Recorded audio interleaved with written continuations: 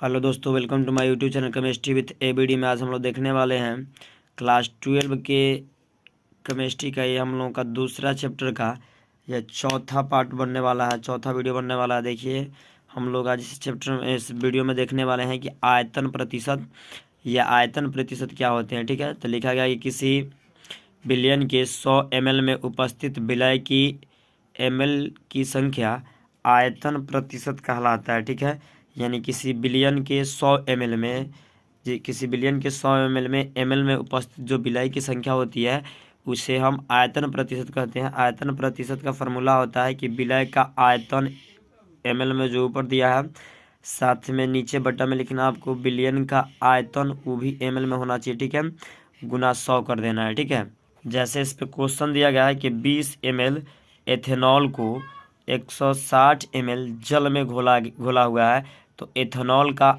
आयतन प्रतिशत ज्ञात करें। ठीक है, तो यहाँ सबसे पहले जो दिया है लिख लीजिए। विलय दिया है 20 ml, यानी जो कम पदार्थ होता है, यानी जिसकी मात्रा कम होती है उसे हम विलय कहते हैं। अब विलयक कहा जाता है जिसकी मात्रा अधिक होती है, यानी 160 ml दिया है जो विलयक है। ठीक है, अब हम लोग देखते हैं ये विलयक बिलियन जो होता है, ये दोनों को जोड़ने के बाद जो आता है वो आपका बिलियन हो जाता है। तो 180 ml जो है ये आपका बिलियन हो जाता है। ठीक है, अब आयतन प्रतिशत का फॉर्मूला होता है कि विलय का आयतन बटा बिलियन का आयतन गुने 100। तो आपका विलय का आयतन दिया है, यहाँ पे देख सकते हैं 20 ml, और उसके बाद बिलियन का कुल आयतन हुआ 180 ml। अब गुना 100 करना है। जब इसको कटाइएगा ना, तो कटाने के बाद 11.11% इसका आंसर आ जाएगा। ठीक है, अब दूसरा नंबर दिया है आप लोगों को कि द्रव्यमान आयतन प्रतिशत किसे कहते हैं। तो लिखा है किसी बिलियन के 100 ml में उपस्थित विलय के ग्रामों में संख्या आयतन द्रव्यमान प्रतिशत कहलाता है।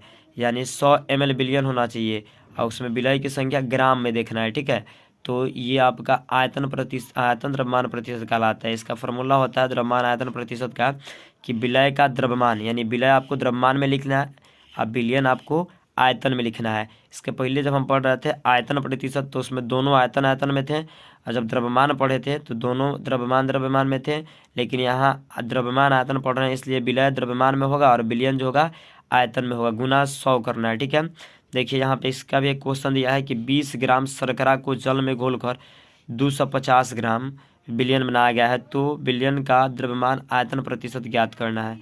जैसे आपको यहाँ पे क्वेश्चन में जो दिया है सबसे पहले उसको लिखते हैं हम। 20 ग्राम दिया है आपका विलय, अब दिया है बिलियन का आयतन जो है आपका ये 250 ml है। ठीक है, अब द्रव्यमान प्रतिशत का फॉर्मूला होता है कि विलय का द्रव्यमान ऊपर लिखना है, नीचे लिखना है बिलियन का आयतन गुना 100 करना है। तो यहाँ देखिए विलय का आयतन जो दिया है 20 ग्राम दिया है, उसके बाद बिलियन का आयतन जो दिया है 250 ग्राम दिया है, गुना 100 करना है। जब कीजिएगा तो 8% इसका आंसर आएगा। यहाँ पे देख लीजिए 8% आंसर आएगा, जिसका मात्रक हो W यानी वेट बटा वॉल्यूम। ठीक है, ये अगला दिया है सांद्रता के पद, यानी अगला भी पद इसका होता है जैसे पार्ट प्रति मिलियन। मिलियन जो होता है सबसे पहले हम लोग जानेंगे कि मिलियन किसे कहते हैं, यानी 10 लाख जो होता है वो 1 मिलियन होता है। तो 10 लाख का संकेत हम लिखते हैं, यानी 10 के पावर 6 लिखते हैं, जो 10 लाख को संकेत करता है, नहीं ये 1 मिलियन है। ठीक है, तो इसको डिफिनेशन इसका देख लेते हैं। लिखा है किसी विलय पदार्थों के भागों का वह संख्या जो किसी बिलियन के 10 के पावर 6 भागों में उपस्थित हो, तो उसे पार्ट प्रति मिलियन कहा जाता है। यानी कि किसी भी विलय का वह भाग हो जो बिलियन के 10 के पावर 6 भागों में उपस्थित हो, तो उस भाग को ही हम पार्ट प्रति मिलियन कहते हैं, जिसका फॉर्मूला होता है पार्ट प्रति मिलियन का कि विलय का द्रव्यमान बटा बिलियन का द्रव्यमान 10 के पावर 6। अब इसका एक एग्जाम्पल करके देख लेते हैं। लिखा है कि समुद्री जल के प्रति किलोग्राम में 5.8 × 10 के पावर -30 ग्राम ऑक्सीजन घुला हुआ है, तो ऑक्सीजन की सांद्रता ppm में व्यक्त करना है। ठीक है, तो देखिए यहाँ दिया गया है कि विलय का द्रव्यमान, यानी ओ का जो द्रव्यमान दिया गया है विलय जो कम मात्रा में है 5.8 × 10 के पावर -3 ग्राम दिया गया है, और जल दिया गया है कि 1 किलो प्रति किलो यहाँ दिया गया है, यानी 1 किलो में 1000 ग्राम होता है। तो जब ऑक्सीजन ग्राम में दिया है इसलिए हम इसको भी ग्राम में लेंगे, तो ये हमारा बिलियन हो जाएगा। ठीक है, अब ppm का फॉर्मूला होता है कि ऊपर आपको लिखना होता है, यहाँ देख सकते हैं ऊपर लिखना है विलय का द्रव्यमान। तो विलय का द्रव्यमान दिया 5.8 × 10 के पावर -3 ग्राम। ठीक है, अब नीचे लिखना है आपको बिलियन का द्रव्यमान। बिलियन का द्रव्यमान आपका दिया गया है 1000 ग्राम। गुना करना है 10 के पावर 6 से। जब इसको कटाइएगा तो कटाने के बाद केवल 5.8 pp आंसर आएगा। जैसे यहाँ से कटाने देख लीजिए कैसे कटा है, 10 और 3 से इसको 10 के 3 बच जाएगा, ये माइनस में है, 1 बटे इसको लिखिएगा पलटिएगा तो ये 10 के पावर 3 से 10 के पावर 3 कट जाएगा, बच जाएगा केवल आपका 5 pm इसका जाएगा।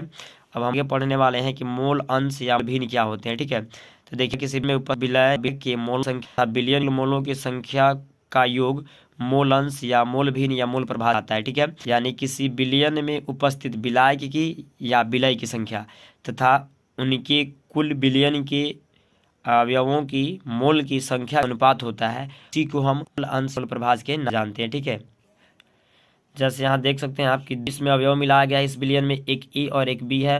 मान लीजिए आपका विलय है और बी आपका विलायक है। ठीक है, तो यहाँ लिखा गया है कि विलय ए के मोलों की संख्या जो होता है हम Na मान रहे हैं। ठीक है, अब विलायक बी के मोलों की संख्या को हम Nb मान रहे हैं।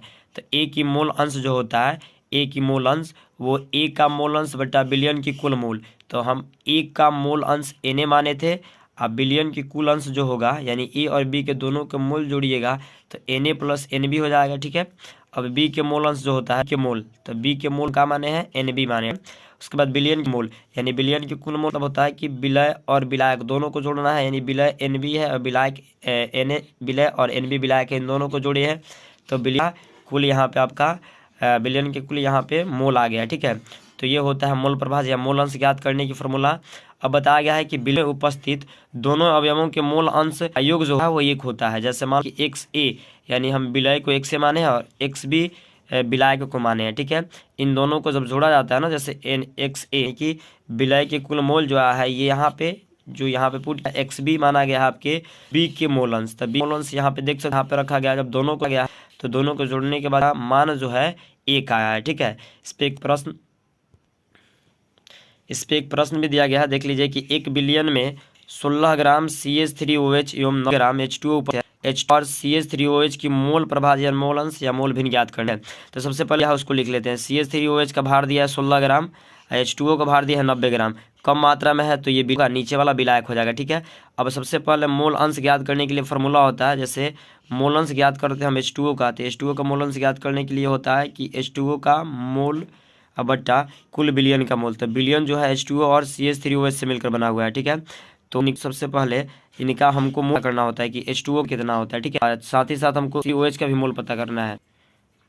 देखिए मोल निकालने के लिए फॉर्मूला होता है कि जो अणु का जो भार दिया है उसको ऊपर लिख दीजिएगा, बटा में लिखना उसका भार। जैसे H का भार दिया गया 9 H2 तो H का जो भार होता है यानी एक हाइड्रोजन एक और 2 हाइड्रोजन है तो 2 और एक ऑक्सीजन है तो उसका होता है 16 ग्राम, यानी उसका अनुभार होता है। तो इन दोनों को जोड़िएगा तो 18 ग्राम आ जाएगा, जिसको कटाइएगा तो 5 हो जाएगा, यानी कि हाइड्रोजन का जो H2O का जो मोल होगा वो 5 ग्राम हो जाएगा। अब CH मोल लिखा है तो ये 100 ग्राम, तो उसको लिख दीजिए।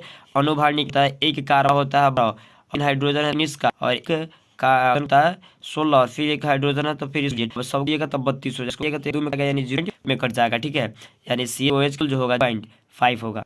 अब यहाँ हम H2O का यानी मोल निकाले जो कितना आया था 5 था। ठीक है, अब बिलियन जो आया था पे हाइड्रोजन का है और 0.5 CH3OH का मोल अंश है, तो इनको जब जोड़ा है तो 0.091 H2O का मोल है। उसी तरह से जब CH3 का मोल अंश लेगा तो CH3OH यानी CH3OH का मोल जो निकाला गया था वो 0.5 था। ऊपर लिखना है, नीचे लिखना है बिलियन का कुल मोल, तो H2O का मोल जो होता है 5 होता है और CH3OH का मोल जो होता है 0.5 होता है, जिसको होने के बाद 0.9 इसका आंसर।